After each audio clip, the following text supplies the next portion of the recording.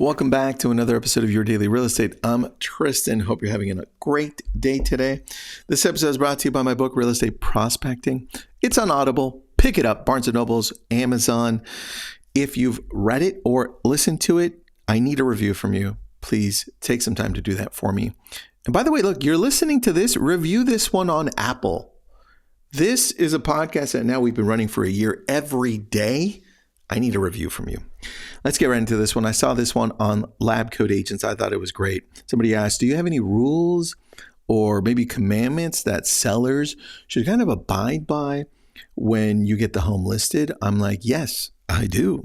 In fact, if you're listening now and you like this, just message me on Instagram. I am the Tristan on there that has a blue check mark. It's Tristan.Ahumada. If you see the other ones, don't approach them. Somebody will sell you Bitcoin or something worse that you don't want, because the Bitcoin they sell you is fake. Okay, so just heads up. Number one, price it right. So I tell them, hey, Mr. Seller, Mrs. Seller, I know you have to price the home right, but the market's shifting all the time. I mean, look what happened last week where we saw that pending sales went up year over year, 12.1%. It's crazy. Who would have expected that with rates being at 7 and the elections just happening? That would happen, right? So market's always shifting and it's very regional. So I'd like us to have this open communication weekly, and I'll keep you updated. Number one.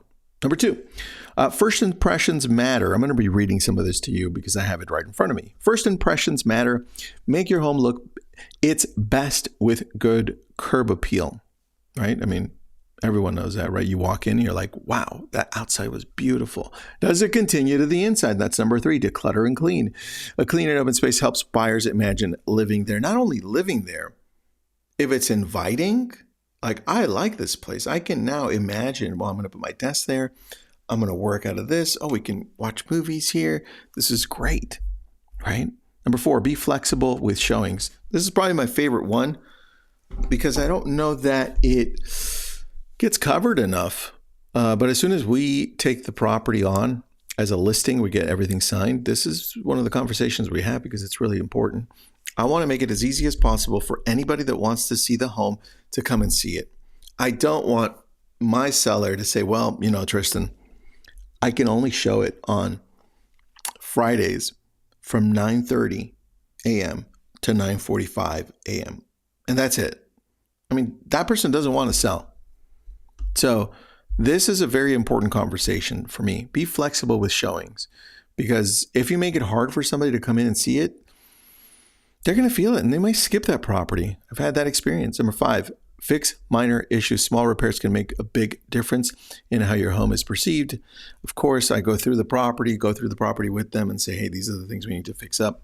Just keep them in mind. These are part of the 10 commandments for sellers. Number five, number six, stage for success. It doesn't mean you're going to bring in a stager. It just means arrange the furniture so that maybe the rooms look bigger, brighter. If you need to paint a room or two to make it look better, then that's a must. Number seven, stay neutral. Remove personal items so buyers can imagine their own family there.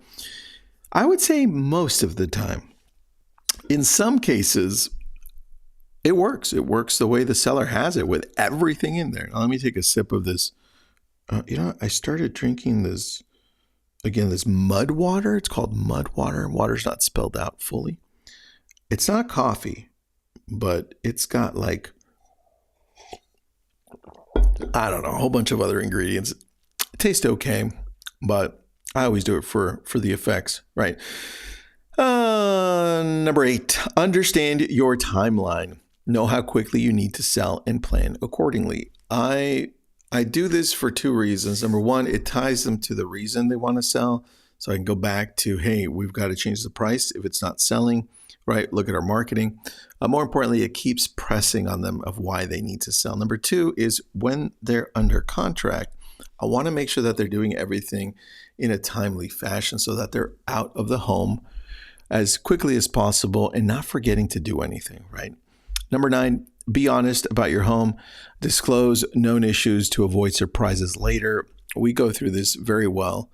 And this is probably one of the biggest challenges that some sellers have when they ask, do I have to disclose that?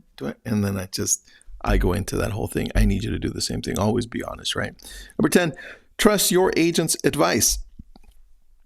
I have this as number 10 because sometimes while their home is selling, a friend comes over, a neighbor comes over, somebody, Uncle Bob comes over and says, but... And so I have this as number 10. It says, trust your agent's advice. They know the market and can guide you to the best outcome. Not only do they know the market, they know the community, they know the house, they know everything. I mean, geez, most of us have been doing this for a while.